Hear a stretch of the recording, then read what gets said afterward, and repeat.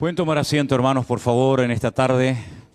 Bueno, queremos dar, como siempre, la bienvenida a todos los que están aquí con nosotros en el día de hoy, también a todos los que están siguiendo este culto en directo. Pero bueno, ya todos ustedes saben que lamentablemente en estos días hemos sufrido un ataque, nos han hackeado nuestro canal de YouTube y bueno, la cantidad de correos, de llamadas, de gente preguntando qué ha pasado. No puedo ver los devocionales, no puedo ver esto, no puedo ver aquello. Bueno, lamentablemente es una cosa que se ha escapado de nuestro control, no es una cosa que nosotros podemos controlar en ese sentido. Estamos haciendo todo lo posible. Hay personas como por ejemplo el caso de Matías, Armando y otros hermanos que están tratando de solucionar este problema lo antes posible. Confiamos, vamos a ver si ya de aquí al fin de semana podemos recuperar el canal. Entonces, ahora mismo solamente estamos emitiendo a través de nuestra página de Facebook, porque el canal ha sido, ya digo, hackeado, empezaron a poner ahí un montón de tonterías, un montón de cosas que no tienen nada que ver con nosotros. Esto crea confusión, la gente dice, bueno, pero ¿esto qué es? Hablando de criptomonedas y de Bitcoin y todos estos rollos. Entonces, claro, la gente lógicamente pues está triste, ¿no? Está triste porque, oye, es una herramienta que hemos utilizado mucho en estos últimos años. Mucha gente ha sido bendecida, muchas personas, vamos a decir que dependen, ¿no? Porque no tienen una iglesia física, están a veces enfermos, incluso gente en las cárceles también, en hospitales, que ponen el culto y ahí pues se gozan y reciben bendición. Todo eso, pues, desde hace unos días no puede ser. No podemos salir al aire. Y, claro, nosotros tenemos que demostrar, no los que nos robaron, no los que atacaron, sino, curiosamente, nosotros, que somos las víctimas en este caso, tenemos que demostrar que ese canal es nuestro de hace muchos años. Hay una gran ventaja en todo esto y es que, por lo visto, las personas o la máquina o lo que sea que ha hackeado nuestro canal no ha borrado los cientos o los miles de mensajes de estudios bíblicos que tenemos en el canal, porque es prácticamente toda la historia de todos los que han predicado en este púlpito, los viajes que hemos hecho a Israel, recientemente a Guatemala, en fin, a Colombia, a México. Y gracias al Señor eso no se ha borrado, están todos como privados, ¿vale? Los han puesto como privados para que la gente no los pueda ver, pero no los han borrado. Entonces se están haciendo las gestiones y presionando y hablando por aquí, por allá, a través del canal también de Alberto, porque como nos bloquearon el nuestro, no había forma de poder comunicarnos con la gente de YouTube, pero bueno, buscamos otro medio. Así que, hermano, hay que seguir orando, ¿sabe? Hay que seguir orando porque no estamos en este momento con el control absoluto y poder transmitir a través del canal de YouTube, que es lo que nos gustaría. Saben que, por ejemplo, cuando hay cultos, los jueves o los domingos, YouTube es lo que se usa para transmitir la reunión en directo y Facebook se utiliza para traducir la reunión, el mensaje a inglés. Pero en este momento no podemos traducir el mensaje a inglés porque si no entonces la gente no podría escucharlo en español. En fin, hermanos, un rollo, un lío y la verdad es que todo esto es muy, muy lamentable. Pero bueno, esto es lo que hay y hay que orar para que pronto podamos recuperar el canal y poder emitir. Y que permita al Señor que de aquí al domingo podamos recuperarlo. Confío de que ustedes están orando porque esto es algo que nos beneficia y nos afecta a todos. Yo siempre digo que cuando hay bendición, la bendición afecta a todos. Pero cuando no hay esa abundancia, pues todos también la padecemos, ¿no? Bueno, sea como sea, estamos esperando en el Señor que se produzca un milagro de un momento a otro. Bueno, yo les decía el otro día, el domingo, que hoy vamos a hacer algo especial. Es algo que no solemos hacer así de esta manera.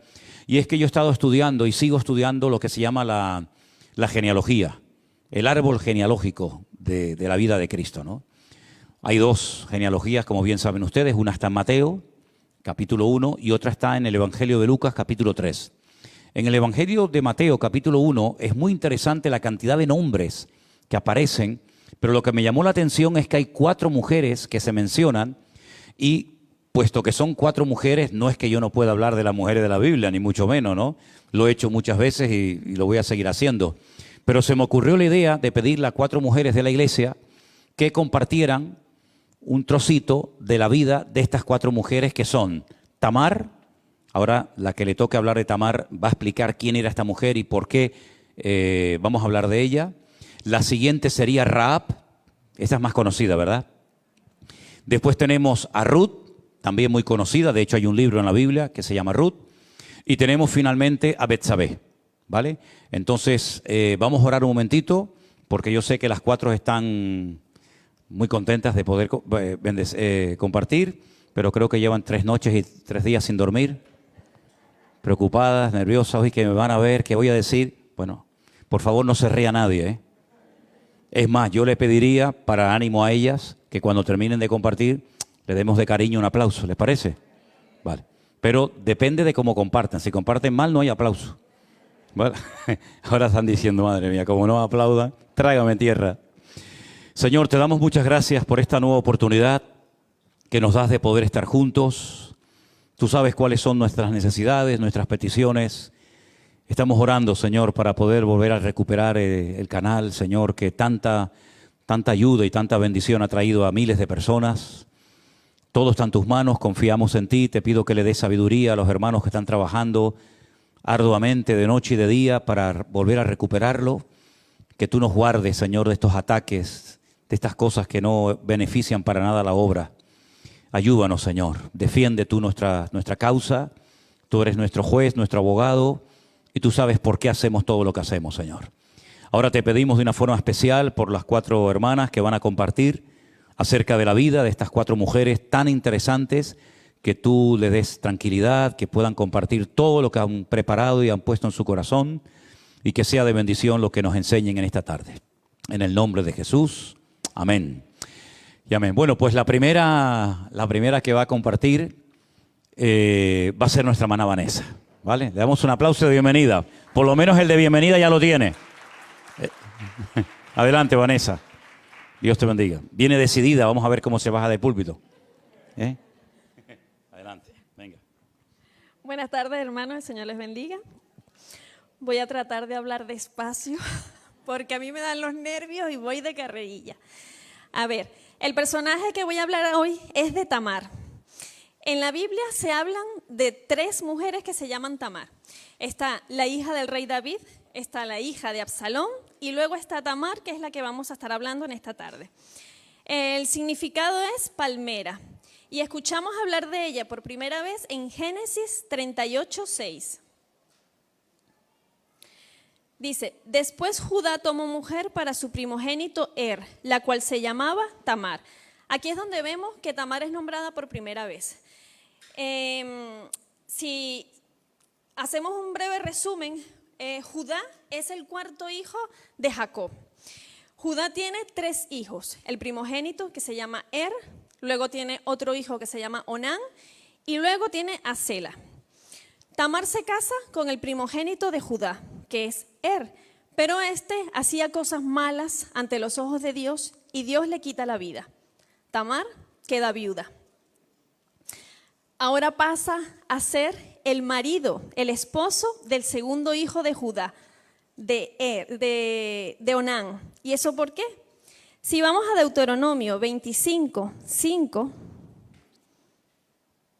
la palabra dice: cuando hermanos habitaren juntos y muriere alguno de ellos y no tuviere hijo, la mujer del muerto no se casará fuera con hombre extraño. Su cuñado se llegará a ella y la tomará por su mujer y hará con ella parentesco.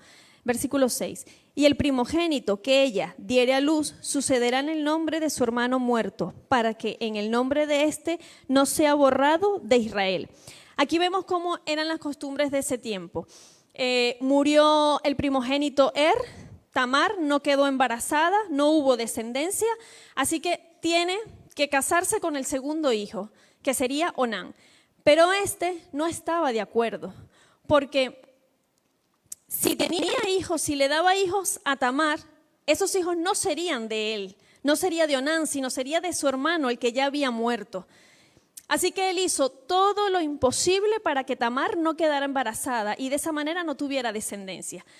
Y como sabemos que ante Dios no se puede esconder nada, esa fue una actitud y un comportamiento que a Dios tampoco le agradó y no le gustó nada, así que Dios le quita la vida también a Onán.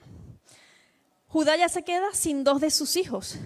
con miedo y con temor de que pudiera pasarle lo mismo a su hijo Sela, le dijo a Tamar que fuera a casa de su padre, que estuviera allí, que viviera su luto en casa del padre y que cuando su hijo Sela fuese más grande, porque al parecer aún era muy joven, cuando fuese más grande se lo daría como esposo. Tamar obedeció, Tamar fue a casa de su padre y allí estuvo ella haciendo su luto y esperando. Pero pasaba el tiempo, pasaban los días y ella veía que Judá no cumplía su palabra. Y ya su hijo Sela era grande, era adulto y ella no podía casarse aún con él y de esa manera tener descendencia. Durante ese tiempo se entera Tamar que la esposa de Judá muere y ella pues hace una acción. Ahí es donde ella actúa.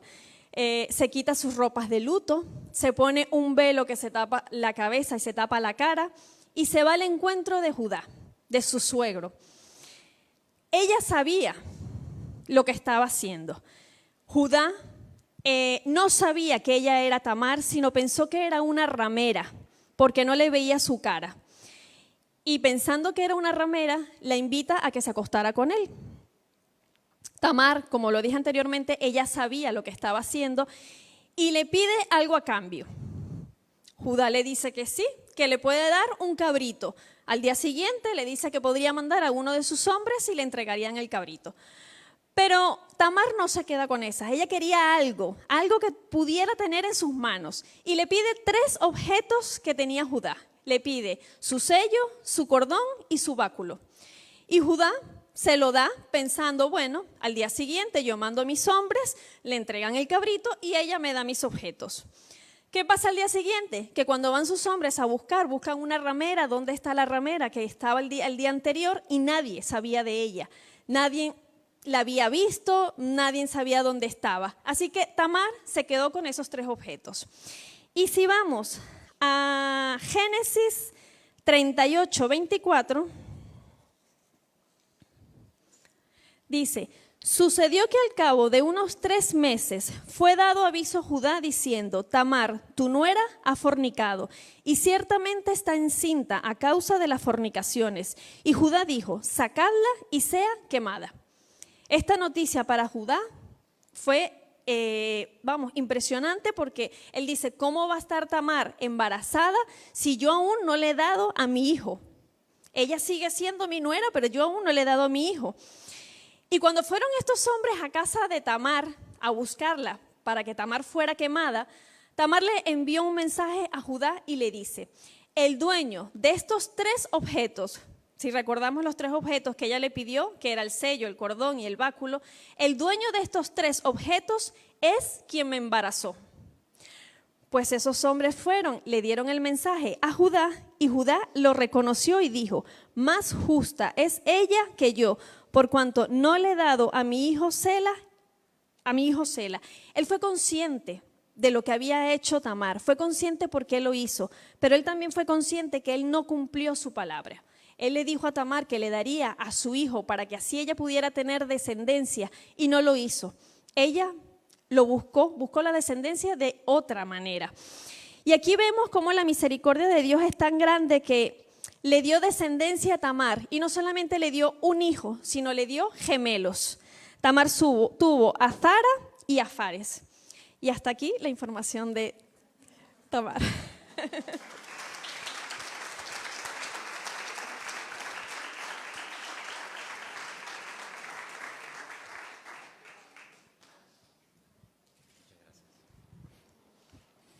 Bueno, si te aplaudieron quiere decir que les gustó la información que diste, ¿no? Eso es buena señal. Qué historia, ¿no? Qué historia tan rocambolesca. Si el suegro se acuesta con la esta, con el otro que se muere, el otro. Tremendo, ¿verdad? Son historias que uno las lee en la Biblia, por supuesto son todas reales, no son mitos, no son leyendas. Pero mira, y esta mujer precisamente aparece en la lista de la genealogía del Señor Jesucristo. Porque como saben ustedes, el Señor Jesucristo es descendiente de la tribu de Judá y estos hijos eran hijos de Judá. Así que qué interesante, ¿no? Bueno, vamos a seguir aprendiendo. Ahora viene, no es esta que me estás poniendo aquí en la pizarra, ahora viene Rahab. Y Rahab la va a compartir esta señora que viene para acá. La podemos recibir también con un aplauso, si no les parece, ¿eh? No vale, el aplauso es para después. Bueno, he tenido hoy un día de locos. En vez de poder estar tranquila para presentarme aquí a compartirles, tuve un día de corre, corre, corre, y cuando me tomé la tensión la tengo altísima y un dolor aquí, pero bueno, el Señor está aquí y Él me ayudará. Bueno, ya el nombre se ha dicho, ¿verdad?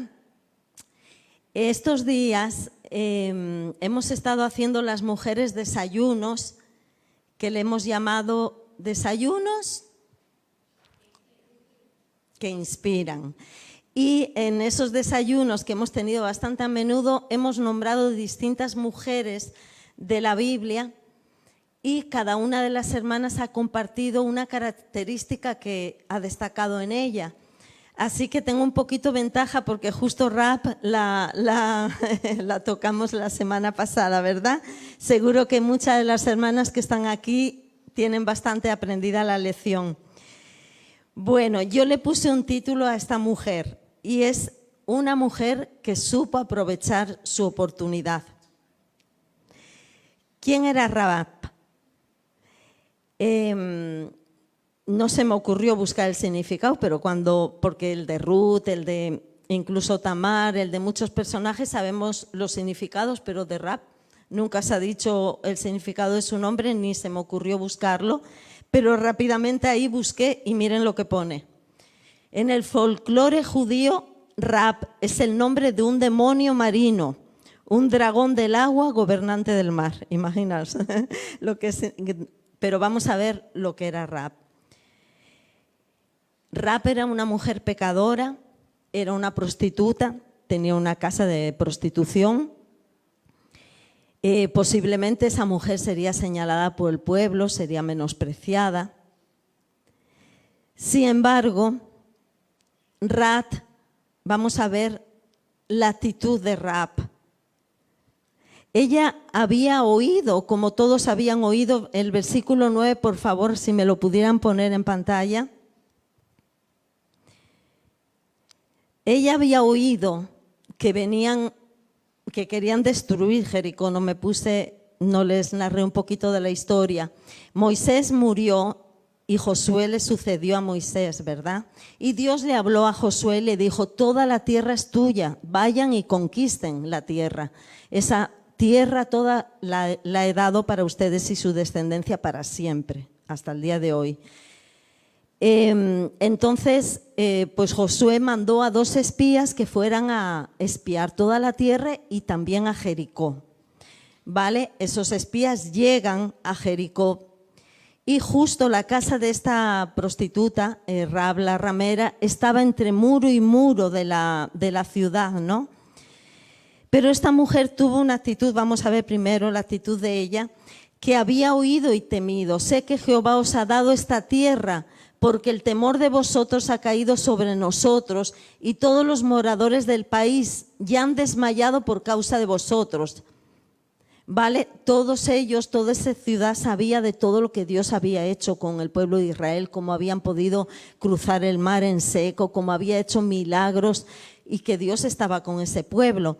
Entonces esta mujer había oído y temía, pero también todo el pueblo había oído y temía. Sin embargo, esta mujer, aparte de oír y de temer a ese Dios tan poderoso, el cual había hecho tantos milagros, había creído. Quiero el versículo 11, por favor. El versículo 11 dice, porque, sí, ha desmayado nuestro corazón, sí, pero ella creyó porque Jehová vuestro Dios es Dios arriba en los cielos y abajo en la tierra. Ella confesó a ese Dios, por lo tanto no solo había oído y había tenido miedo, temor de ese Dios, sino que creyó en Él. Dios no le pasa desapercibido cualquier ápice de fe que tenga una persona en su corazón. Dios preparó todo, fijaros, Dios guió a esos espías a que se fueran a hospedar. Es verdad que era una casa pues, en la cual podían pasar más desapercibidos porque entrarían hombres y saldrían, ¿no? Pero Dios preparó todo y llevó a esos hombres a la casa de una mujer que no solo había oído y había temido, sino también había creído. Y Dios quiso cambiar la historia de esta mujer. Ahora, ¿cómo reacciona Rahab? Vamos a ver cómo esta mujer reacciona ante esos hombres. Bueno, llegan los oficiales del rey y dicen, nos hemos enterado que aquí están hospedados unos espías, unos personajes del pueblo de Israel que vienen a destruirnos, dinos dónde están. Pero ella actúa con valentía.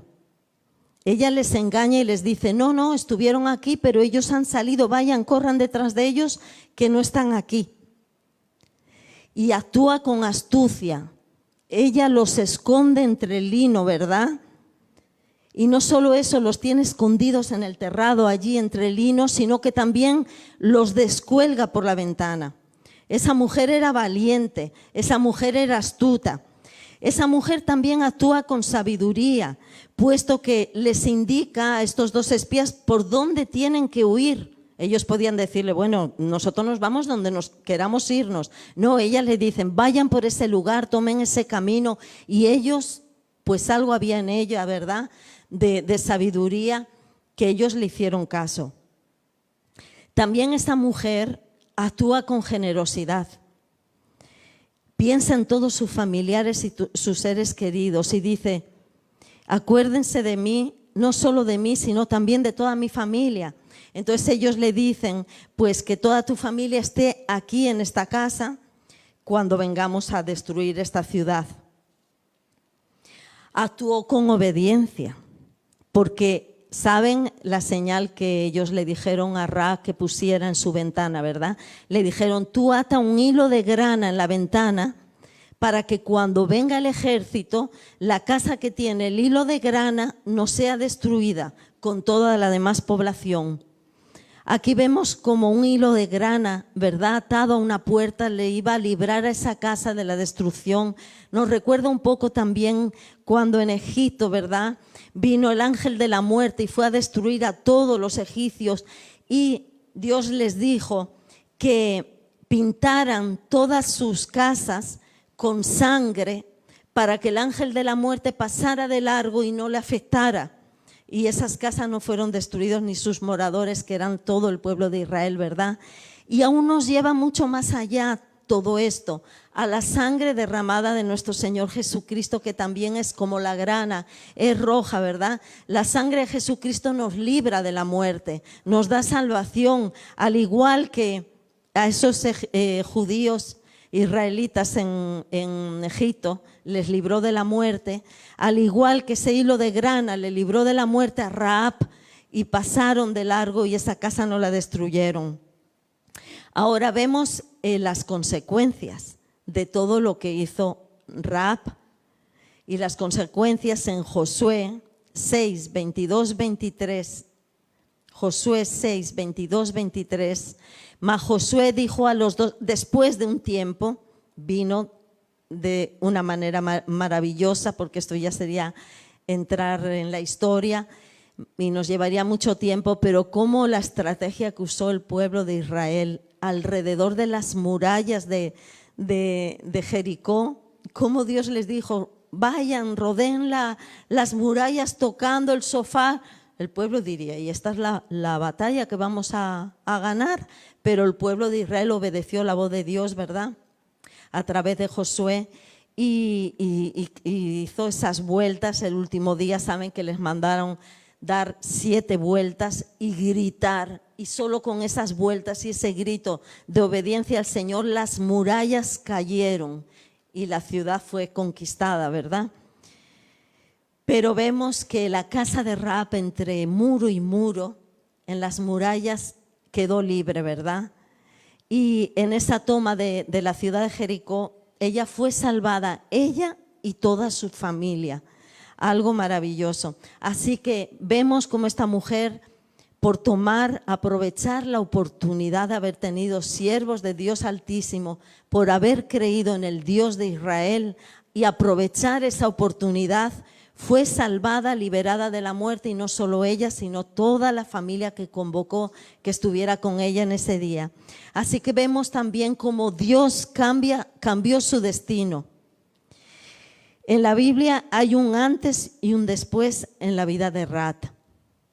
Es increíble, de ser una prostituta menospreciada, pecadora, pasó a formar parte de la genealogía, primero del rey David, porque fue tatarabuela del rey David.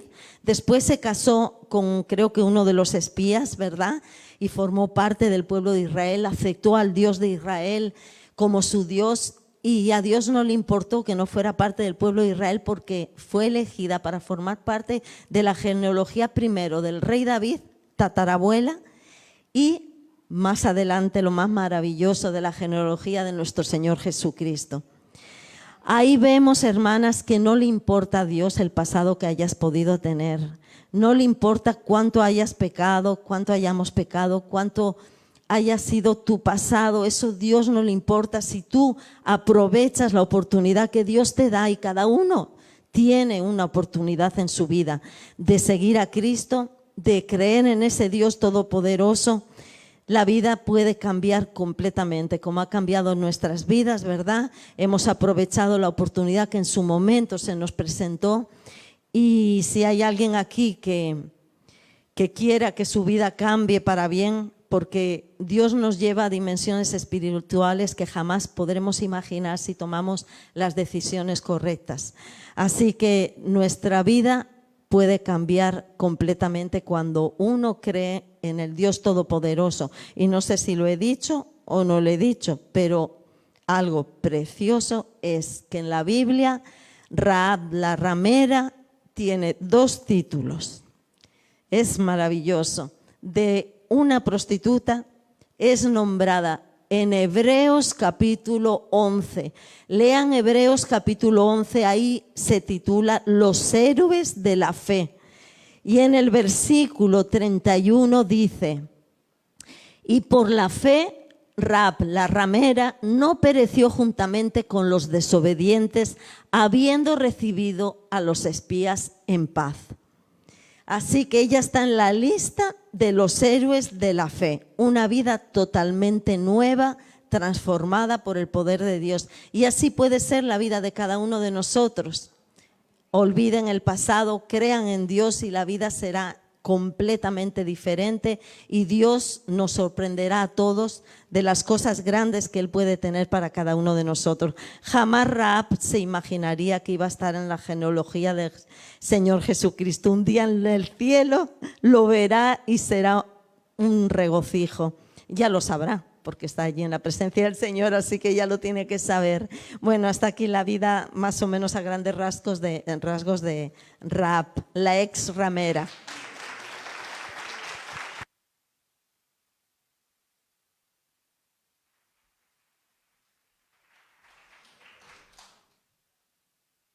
Dios, qué historia también tan interesante de esa mujer, ¿no? Tremendo. La verdad que lo que Dios puede hacer en la vida de un hombre o de una mujer, por mucho que haya sufrido, por muy mal que te haya ido la vida o por caminos equivocados que hayas elegido, Dios puede transformar tu ruina, tu pasado, en un presente y en un futuro de bendición. De una vida, ¿verdad?, sin sentido, entregada a los demás para ganar 4 monedas, a una vida de bendición y con propósito para la gloria de Dios. Qué lindo. Pues esta mujer de la cual hablaba Elena ahora, Rahab, efectivamente se casó con un señor cuyo nombre es Salmón, y lógicamente quedó embarazada y tuvo un hijo llamado nada más y nada menos que Booz.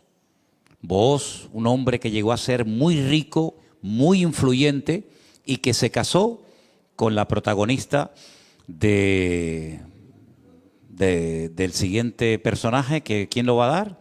No sé a quién le tocaba. A Priscila, eso, a Priscila. A Priscila le toca hablar del hijo, de la esposa. Me estoy liando, déjalo. Lo explicas tú. De Ruth, ella va a hablar de Ruth, ya está. Estoy liando aquí con tanto nombre. Buenas tardes, hermanos. Sí, no se acuerda de nuestro nombre, se va a acordar de los de la Biblia. Que el Señor les bendiga. Sí, justamente lo que dijiste es lo que yo estaba pensando cuando se estaba hablando de Rahab. Rahab fue la tatarabuela del rey David y Rahab y su marido tuvieron a Booz, que fue el que se casó con Ruth, con el personaje que voy a hablar yo ahora en esta tarde. Bueno, ¿quién fue Ruth? Yo creo que la mayoría saben quién fue Ruth en la Biblia. Ruth fue una mujer moabita, no pertenecía a lo que sería el pueblo de Israel, ella no era judía, pero su suegra Noemí y su marido emigraron a Moab y allí dos de sus hijos, sus únicos dos hijos, se casaron con dos mujeres moabitas, una llamada Orfa y otra llamada Ruth, ¿no? En el libro de Ruth se relata cómo Noemí queda viuda y posteriormente Noemí también pierde a sus dos hijos, es decir, que sus nueras también quedan viudas, ¿no? El futuro de estas mujeres no era muy esperanzador, muy alentador, y menos en la época lo que representaba una mujer viuda, ¿no? Por ese motivo Noemí decide volver a su tierra. Dice, yo aquí como mujer extranjera y viuda, pues mira, mejor me vuelvo a mi tierra, y dice que reúne a sus dos nueras, a Orfa y a Ruth, y les dice, mira, vuélvanse ustedes también a casa de vuestros padres porque mis hijos han muerto y yo no tengo más hijos para darles, como explicó Vanessa, ¿no? Que la costumbre de la época era, se muere tu marido, pues te casas con tu cuñado. En este caso, su cuñado también había muerto y Noemí no tenía más hijos para darle, entonces dice, mira, vuélvanse a casa de vuestros padres y yo me vuelvo para mi tierra, ¿no? Dice que ninguna de las dos quisieron irse a casa de sus padres. Dice que las dos dijeron, te vamos a seguir, vamos a ir contigo. Pero si seguimos leyendo el libro, vemos como finalmente Orfa dice que regresa, se queda en Moab en casa de su familia. Pero Ruth dice en el capítulo 1, el versículo 16, del 16 al 18, dice, respondiendo Ruth, dijo, no me ruegues que te deje y me aparte de ti, porque a donde quiera que tú fueres, iré yo, y donde quiera que vivieres, viviré. Tu pueblo será mi pueblo, y tu Dios será mi Dios. Donde tú murieres, moriré yo, y allí seré sepultada. Así me haga Dios, y aún me añada, que solo la muerte hará separación entre nosotras dos. Y viendo Noemí que estaba tan resuelta a ir con ella, no dijo más. Ruth, por cierto, significa amiga, ¿no? Amiga, compañera, tiene varios significados y vemos como, sin lugar a dudas, actuó como una verdadera amiga, ¿no? Esto que dice Ruth es tremendo porque Ruth había quedado viuda, pero al menos estaba en su tierra. Sin embargo, el decir, yo iré contigo, yo me iré contigo a donde quiera que tú vayas, es decir, no solamente voy a ser una viuda, sino que voy a ser una extranjera. Ahora también, no sé, me añado más problemas todavía a mi vida, ¿no?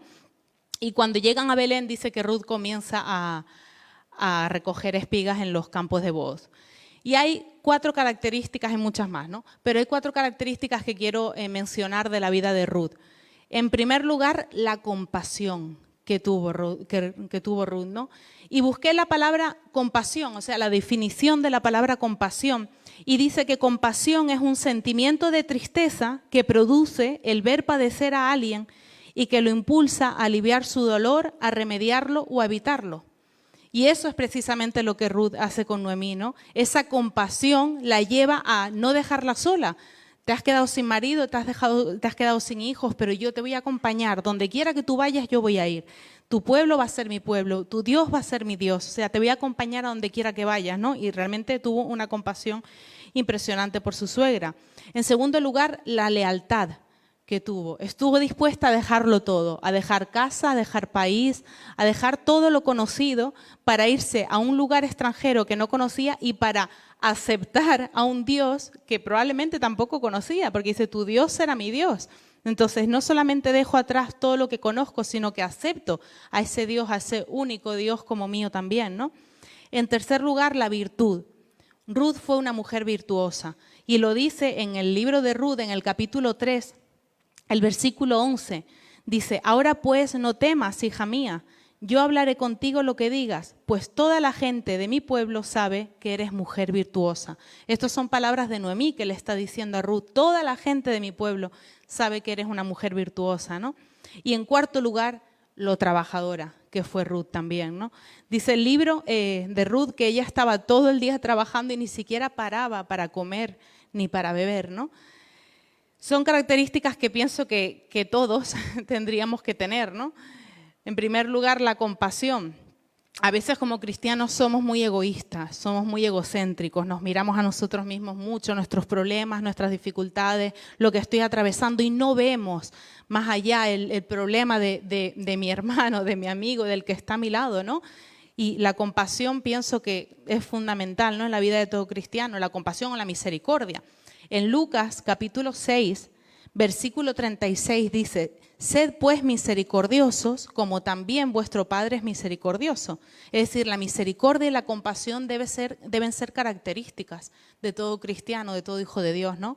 En segundo lugar, la lealtad y la fidelidad, no solamente hacia los demás, sino sobre todo en primer lugar hacia Dios. También tiene que reflejarse en nuestras vidas como cristianos. El ser personas virtuosas, es decir, hacer el bien, eso es la virtud. Hacer el bien.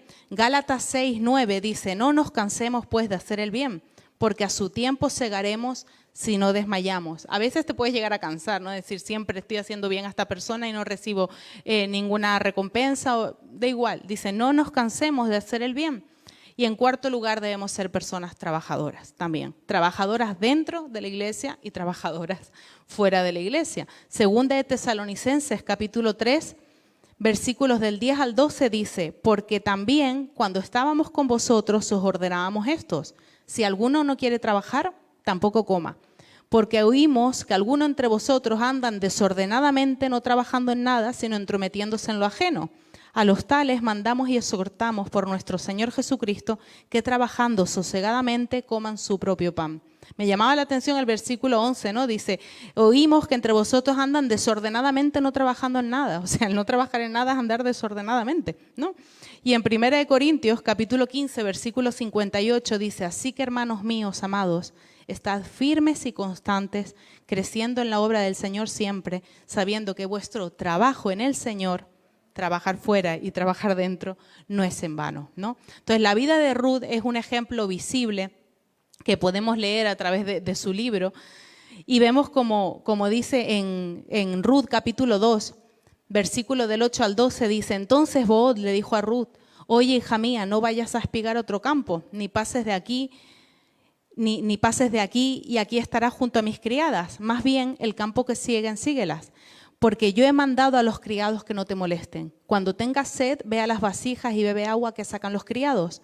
Ella entonces, bajando su rostro, se inclinó a tierra y dijo, ¿por qué he hallado gracia en tus ojos para que me reconozcas siendo yo extranjera?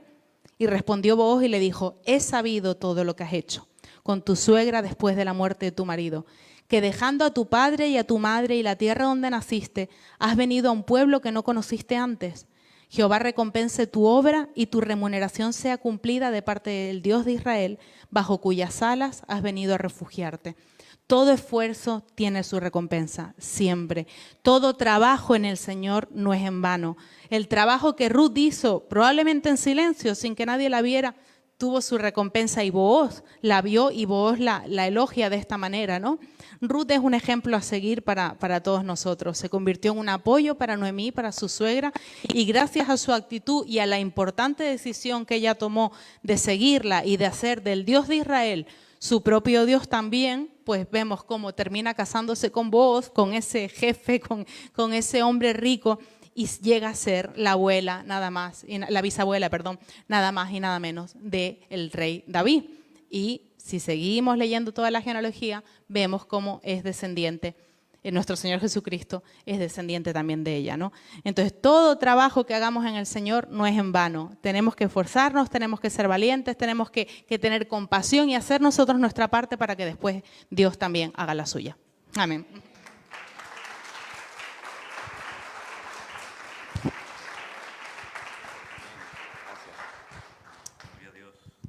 Qué bueno, qué historias tan interesantes, ¿verdad? Tan bonitas, ¿no? Cómo se aprende de estos personajes. Hay cosas en común, ¿verdad? En estas tres mujeres hay cosas en común. Y en el caso, por ejemplo, de Ruth, que era de lo que hoy en día sería Jordania, Moab hoy en día se llama Jordania. había algo que se llamaba el Goel. El Goel era el pariente más cercano a la viuda. En este caso no era Booz, era otra persona que dijo, no, yo no me voy a hacer cargo de las deudas que esta mujer tenga, ni voy a casarme con ella, ni voy a levantar descendencia, yo no quiero hacerme cargo de esto. Entonces Booz, delante de testigos, dijo, bueno, pues ya lo están oyendo, este hombre no quiere cumplir con su compromiso, yo asumo el papel que a él le correspondería. Se casó con ella, no solamente se casó con ella, sino que cuidó de todos sus gastos, de todas las deudas que podían haber contraído, porque en aquellos tiempos, hermanos, no es como hoy en día. En aquellos tiempos las viudas, cuando morían su marido, tenían la ayuda de sus hijos. Pero es que en este caso de Noemí ni tenía marido ni tenía hijos. Por lo tanto, el futuro de Noemí, el futuro de Ruth era pedir limosna, era, como decimos aquí, buscarse la vida y a ver si con unas cuantas migajas podían cubrir sus necesidades de cada día. Ustedes tienen que tener en cuenta que cuando el apóstol Pablo le escribe una serie de instrucciones a Timoteo, que es el pastor de la iglesia de Éfeso, él habla de las viudas. Y él le dice que en la iglesia tenían que tener en una lista a las viudas que tuvieran una cierta edad. Dice que verdaderamente sean viudas, es decir, que hayan quedado solas, que no hayan hijos, que no hayan parientes cercanas que las puedan atender. Dice, porque en el caso de que hayan parientes cercanos, hijos que la puedan atender, no pongan a esa mujer en la lista de la iglesia para no agravar a la iglesia. Pero la que verdaderamente es viuda, ha quedado sola, etcétera, etcétera, a esa hay que cuidarla. Bueno, pues ahí tenemos un caso. Noemí quedó totalmente desvalida, no tenía marido, no tenía hijos. ¿Quién se iba a encargar de ella? Nadie. Ruth, una mujer extranjera, emprende una nueva vida a la inversa. Lo que Noemí hizo años atrás de viajar a Moab, ahora es ella la que tiene que volver a Belén. Y quiero decirles que una vez tuve la bendición de poder ir a Belén. He ido varias veces, pero la primera vez que fui me dijeron, mira, ven que te vamos a enseñar algo que sé que te va a gustar. Dice, mira, asómate aquí, todo ese campo que ves enfrente, todo ese terreno era el terreno cuyo propietario era Booz. Y ahí en ese terreno, en esas fincas, era donde Ruth estaba buscándose la vida para ella y para su suegra, ¿no? Es decir, que todo esto se puede comprobar y todos estos lugares existen en realidad. Así que hay muchas cosas en común, ¿verdad?, en estas tres mujeres. Pero en esta última, en esta cuarta, es completamente diferente la historia. Vamos a hablar o van a hablar de Betsabé. ¿Quién no conoce a Betsabé? Su nombre original en hebreo es Bat-Sheba. Bat significa hija, Sheba es número 7. La hija número 7. Betsabé la conocemos en español. Y nuestra hermana Agustina va a pasar y nos va a compartir la historia también muy interesante de Betsabé. La recibimos también con un aplauso, ¿sí? ¿Vale? Ven. Dios les bendiga, hermanos. Bueno, sí que impresiona un poco estar de este lado, me parece. Pero bueno, damos gracias al Señor por esta oportunidad también. Y la palabra que han compartido mis hermanas realmente ha sido una bendición y creo que todos en este momento hemos aprendido mucho más de lo que sabíamos. Y como dijo el pastor recién, esta última mujer de la que vamos a hablar en esta tarde es muy diferente en su historia a las anteriormente nombradas. Y su historia comienza siendo bastante trágica y bastante mala también. Y creo que todos conocemos a Betsabé por el pecado que cometió junto al rey David. Y hoy vamos a hablar un poquito, no vamos a leer toda la historia porque es muy larga y el tiempo no da, pero sí vamos a hablar algunos puntos acerca de la vida de esta mujer. Y quiero que abramos allí la Biblia en 2 de Samuel, capítulo 11, y leemos del versículo 1 al versículo 5. Dice así: aconteció al año siguiente, en el tiempo que salen los reyes a la guerra, que David envió a Joab, y con él a sus siervos y a todo Israel, y destruyeron a los amonitas y sitiaron a Rabá. Pero David se quedó en Jerusalén. Y sucedió un día, al caer la tarde, que se levantó David de su lecho y se paseaba sobre el terrado de la casa real, y vio desde el terrado a una mujer que se estaba bañando, la cual era muy hermosa. Envió David a preguntar por aquella mujer, y le dijeron: aquella es Betsabé, hija de Eliam, mujer de Urías Heteo. Y envió David mensajeros, y la tomó, y vino a él, y él durmió con ella. Y luego ella se purificó de su inmundicia, y se volvió a su casa. Y concibió la mujer, y envió a hacerlo saber a David, diciendo: estoy encinta. Acá vemos en esta historia dos personajes principales.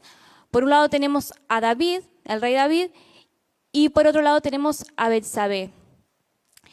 Dice la historia aquí que David estaba en su casa, en el palacio real. Y capaz que pensamos, bueno, no tiene nada de malo estar en su casa, está bien.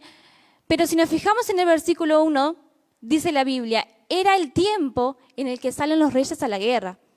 Por algún motivo, por alguna razón que se desconoce, David había decidido cambiar los planes, no había ido, no estaba en el lugar donde tenía que estar, sino que se había quedado en su casa. Primero que nada vemos este punto importante. Él no se encontraba en el lugar donde tenía que estar. Y por otro lado vemos a Betsabé, una mujer que estaba allí en su casa, y dice la Biblia que se estaba bañando. Bueno, no era nada malo, quizás ella no sabía que el rey estaba en su casa, porque ese era el tiempo en el que los reyes salen a la guerra, quizás ella no sabía. Pero de todas maneras, vemos acá una Betsabé que no fue cuidadosa, no fue prudente en este sentido y no preservó la intimidad de su baño.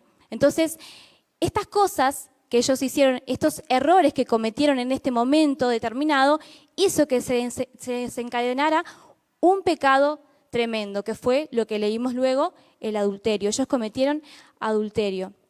Y no solo que cometieron adulterio, sino que si seguimos leyendo la historia, todo el capítulo 11, vamos a darnos cuenta que ellos se ponen de acuerdo para ocultar esto y decir, bueno, vamos a hacer de cuenta que no ha pasado nada, vamos a hacer de cuenta que acá no pasó nada, que vos estabas en tu casa, que, bueno, nosotros nunca nos vimos, nunca sucedió esto.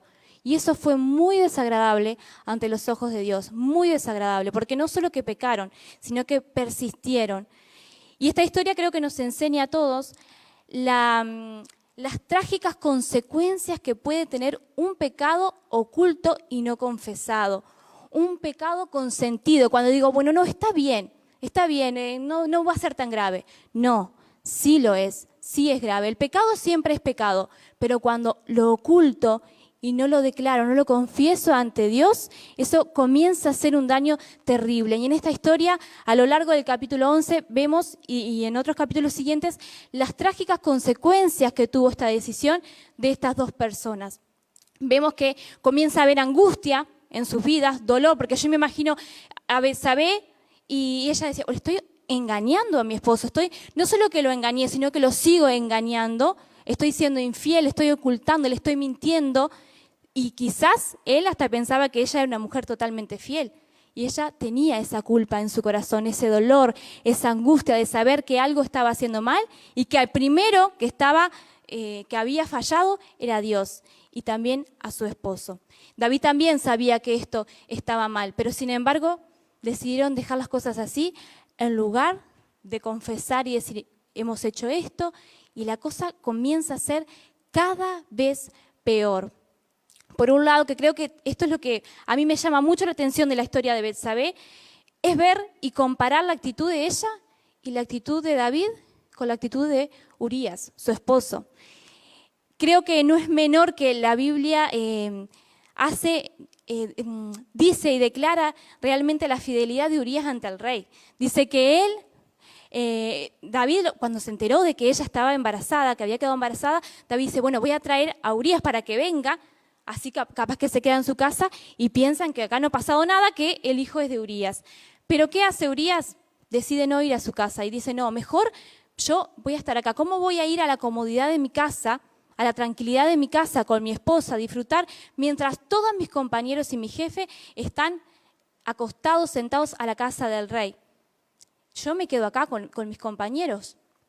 Y David viendo que el plan había fallado, ¿qué hizo David? Bueno, la cosa viene cada vez peor. Por eso decíamos al principio, cuando en vez de decir y confesar ese pecado, todo va siendo cada vez peor. David decide redactar una carta donde básicamente decía que mataran a Urías. Decía, pónganlo en el peor sitio de la batalla, en el peor sitio. Y no solo eso, no solo lo pongan en el peor sitio. Cuando vengan los enemigos, apártense, déjenlo solo, no lo ayuden, no sean compañeros con él, déjenlo solo para que esté asegurada su muerte. Y esto desagradó aún más a los ojos de Dios. Y vemos que efectivamente Urías muere, porque además David firma esta carta, la dobla, ¿y a quién se la entrega para que la lleve? Al mismo Urías. Y esto hace ver la fidelidad, porque incluso David, ¿por qué se la entregó a Urías? Bueno, porque sabía que Urías no la iba a abrir, que no la iba a leer, porque si no quizás la historia hubiese sido otra o distinta, pero él se la entrega sabiendo que ese era un soldado suyo muy fiel. Se la entregó y sabía que él no la iba a leer. Y así Urías la dobla, la lleva y es como decir, bueno, acá está mi sentencia de muerte, mátenme. Y mientras él actuaba de esta manera, siguiendo fiel a su rey, por otro lado vemos a David y a Betsabé que aún seguían callando este terrible, terrible pecado.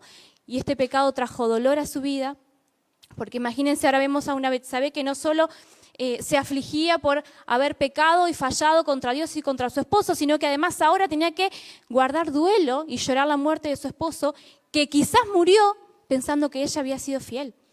Quizás ella también, y me imagino, la Biblia no lo dice específicamente, explícitamente, pero sí, me imagino, no tengo duda de la culpa que sentiría esa mujer en ese momento, de decir, mi esposo se murió y yo nunca pude declararle la verdad, nunca pude pedirle perdón por lo que había hecho. Y la cosa seguía así, ellos seguían ocultando este pecado. Y la Biblia no dice, como decía, no dice específicamente cómo se sentía Betsabé, pero sí dice cómo se sentía David, y estoy segura de que Betsabé sentía lo mismo que David en ese momento, porque el pecado no puede traer otra cosa que no sea muerte, dolor, angustia y un terrible fracaso en las vidas. Y David en ese momento, luego que Natán viene a su encuentro, enviado por Dios, y le hace ver, le hace reconocer este pecado terrible que él había cometido, escribe el Salmo 51. Y allí vemos en todo el Salmo 51 cómo puede incidir el pecado en una vida. Y en el versículo 8 dice, hazme oír gozo y alegría, y se recrearán los huesos que has abatido. Si dice, hazme oír gozo y alegría, es porque no lo tenía. El pecado le había quitado el gozo, le había quitado la alegría. Y imagínense que hasta era como un dolor que lo lleva hasta los huesos. Era como que podía sentir ese dolor, ese pesar del pecado. Y Betsabé sentía lo mismo, sentía un dolor terrible, sentía una angustia terrible. ¿Por qué? Porque sabía que lo que estaban haciendo era desagradable ante los ojos de Dios. Y nosotros podemos ver y decir, bueno, una vida así no tiene remedio, no tiene solución. Dejamos todo así porque ya han hecho tanta cosa, ya está. Pero sin embargo, nuestro Dios no es así. Nuestro Dios no es así. En esta historia también nos cuenta en el capítulo 12, que no lo vamos a leer hoy, ahí nos cuenta que algo terrible sucede también, seguido a todo esto que venía, estas catástrofes, estas tragedias, sucede algo también que creo que es lo que los deja, por así decirlo, la bancarrota, porque muere ese hijo que había sido concebido en este pecado, muere a los 7 días de nacido, enferma y muere. Y yo me imagino el dolor de Betsabé de haber cometido un pecado como el adulterio, haber engañado, haber sido infiel a Dios, haber sido infiel a su esposo. Ahora tenía que también cargar con esa culpa de la muerte de su esposo y encima su hijo muere. ¿Cómo estaría el corazón de esta mujer? Totalmente arruinado. Pero Dios no apartó la mirada de ellos. Por algo vino y envió a Natán al encuentro de David, porque Dios es el más interesado en que nosotros nos arrepintamos. Y como dije al principio, esta historia nos enseña realmente las catástrofes que puede hacer el pecado Y el pecado cuando es oculto, cuando lo acaricio, cuando es permitido, cuando digo, bueno, no está tan mal, eso poco a poco destruye las vidas. Pero también esta historia nos enseña de que para Dios no hay nada imposible. Y como dice la palabra de Dios, donde abundó el pecado, sobreabundó la gracia de Dios. Y cuando hay un corazón que realmente está arrepentido, si hay un pecado abundante, pero hay un corazón totalmente arrepentido, que quiere cambiar, que quiere ser restaurado, no hay nada imposible para nuestro Dios. Amén. Y eso es lo que nos enseña también. Dios tiene una infinita misericordia y de alguna manera esa miseria que hay en nuestras vidas, ese pecado, por más sucio que nos parezca, por más arruinado que parezca que pueda estar una vida, Dios puede tomar esa ruina, Dios puede tomar ese fracaso y convertirlo en algo bueno, porque Dios nos ama y es inexplicable el amor de Dios. Yo escuchaba una prédica del pastor Manolo que es de hace un tiempo y decía eso, yo no puedo entender, y yo pienso, yo tampoco puedo entender cómo Dios nos ama, pero Dios realmente nos ama. La Biblia dice que Dios está enamorado de nosotros, Él nos ama con amor eterno y es inexplicable realmente que nosotros siendo pecadores, Dios nos pueda amar así, pero es la realidad. No hay pecado que el Señor no pueda quitar, no hay pecado que Dios no pueda limpiar, no hay ruina que Dios no pueda levantar si hay un corazón que está arrepentido y que quiere ser restaurado. Amén. Y en esta historia vemos después que luego de que ellos pasan esta tormenta, esta oscuridad de la muerte de su hijo, Dios los bendice con otro hijo que es el rey Salomón, quien será luego el rey Salomón. Amén. Así que vemos también el gran amor y la gran misericordia de Dios, que es infinita y eterna. Amén. Dios les bendiga, hermanos.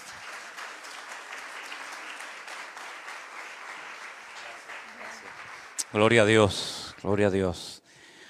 Bueno, cuánto hemos aprendido y disfrutado, ¿verdad, hermanos? Cuánto hemos aprendido y disfrutado de estas vidas, de estas 4 mujeres, que como decíamos al principio, las 4 aparecen en la genealogía de nuestro Señor Jesucristo en Mateo capítulo 1, ¿verdad? Ahora yo en cuanto al tema de David quedarse en Jerusalén, un hombre de guerra, un hombre que donde veía la oportunidad de ir a pelear para la gloria de Dios, allí siempre estaba David. ¿No les resulta a ustedes extraño que David, sabiendo que era el tiempo en el que todos los reyes van a la guerra, se quede en Jerusalén? A mí esta historia me da mucha rienda suelta a mi imaginación, porque yo creo que David sabía quién era Betsabé. Porque Urías era de los más cercanos al rey David. Ustedes saben que los ejércitos pues tienen como una especie de círculos concéntricos, ¿no? Está la tropa, que prácticamente nunca llega a tener contacto directo con los mandos, pero luego están los más allegados, los más cercanos. Y Urías era del círculo más íntimo del rey David, ¿verdad? Urías era parte de aquellos valientes que protegían la vida de David y probablemente en más de una ocasión habrán ido a comer al palacio del rey o se habrán visto. Porque das en cuenta que David, cuando él se asoma a su casa y se puede ver las ruinas del palacio del rey David en Jerusalén, en lo que se conoce como la ciudad de David, cuando un rey se asoma a la azotea de su palacio y enfrente de su casa vivía Urías, ¿cómo no va a conocer David a los que viven alrededor de la casa del rey, cuando una de las cosas que se procura es alejar a los peligrosos, a los enemigos, y que el rey se rodee de gente de plena confianza? Por lo tanto, yo creo que David, y es mi opinión personal, esto yo no lo puedo demostrar con la Biblia, pero yo creo que tal vez David dijo, yo me voy a quedar en Jerusalén esta vez, cuando todos los hombres se van a la casa, incluido el marido de Betsabé. Y eso de que, ¿quién es? Cuando pregunta a sus siervos, ¿quién es esa señora que vive en esa casa? ¿Cómo no vas tú a saber quién es tu vecino, David? ¿Cómo no vas tú a saber quién es esa mujer? ¿No les parece? Entonces, esta historia da mucho de sí, porque yo no sé si ustedes saben quién era el padre de Urías. ¿Alguien sabe quién era el padre de Urías? El hombre que matan en el campo de batalla. no contestan por vergüenza o porque no lo saben? Porque no lo saben, no pasa nada. ¿A ustedes les suena el nombre Aitofel? ¿Saben quién era Aitofel? Aitofel, dice la Biblia, que cuando este hombre hablaba, los consejos que Aitofel daba a los reyes, a los soldados o a quien fuera, dice que tenía un peso que era casi como palabra de Dios. Era todo un personaje, un hombre con una influencia tremenda. Y Aitofel, ya digo, cuando él hablaba, cuando él decía, yo aconsejo esto y aquello, que se haga esto, que se haga aquello, dice que era un consejo de peso, un consejo de Aitofel, como si fuera palabra de Dios. ¿Qué pasó? Él se entera que David mandó a matar a su hijo. Esto lo sabía todo el mundo, pero nadie abría la boca porque ya saben cómo era David. David era de estos que como le miraras raro o le hicieras el más mínimo comentario, sacaba la espada y te dejaba seco en el sitio. Pero el resentimiento, el dolor, la tristeza, la amargura estaba en el corazón. Llegó un momento en el que David tuvo un hijo llamado Absalom, padre de paz, Absalom, y da un golpe de estado contra su padre. ¿Sí o no? ¿Se acuerdan? Dice que se ponía en la puerta de la ciudad y decía a la gente cuando iba a entrar a la ciudad, porque los reyes no solamente eran reyes que iban a la guerra, sino eran como especie de jueces, daban consejos, ayudaban a la gente a resolver problemas cotidianos. Y entonces cuando la gente entraba en la ciudad, él les decía, ¿dónde vais? No, venimos a hablar con el rey, con tu padre, para que nos aconseje. Yo hace años prediqué un mensaje, debe estar por ahí cuando se habilite otra vez el canal, si Dios lo permite, que lo llamé ladrón de corazones. Porque dice que robaba el corazón del pueblo. Decía, mi padre está muy ocupado. Ay, si yo fuera rey. Si yo fuera el rey, yo les atendería.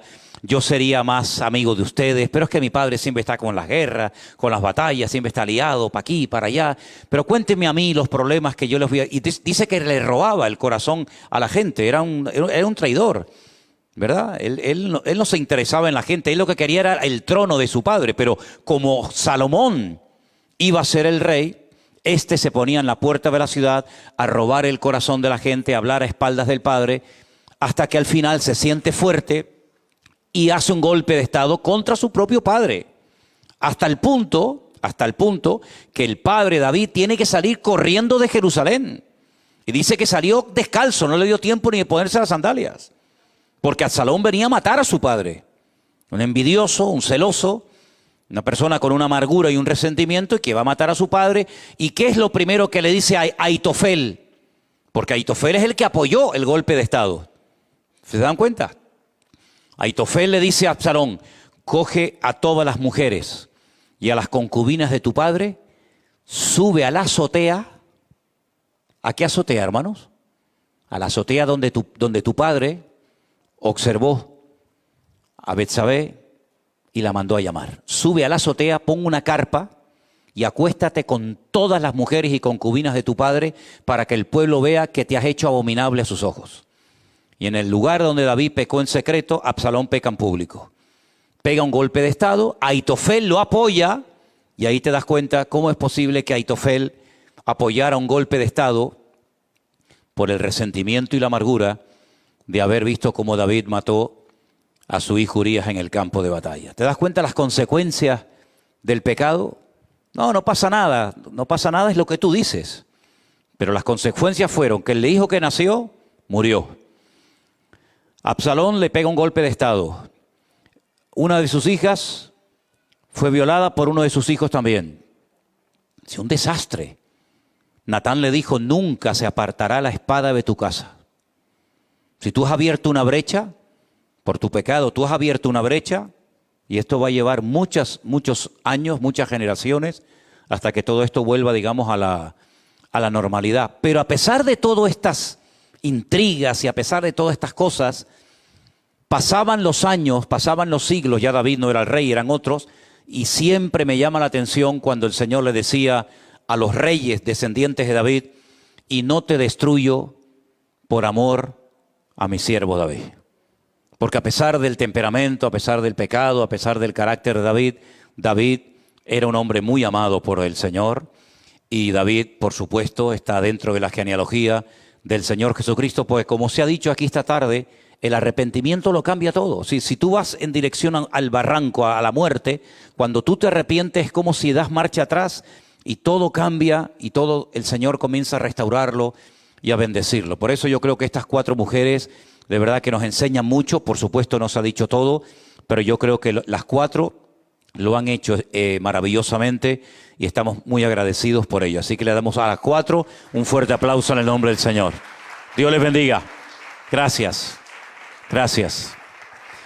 Y ahora tendremos que repetir esto, pero con otros hombres, ¿no?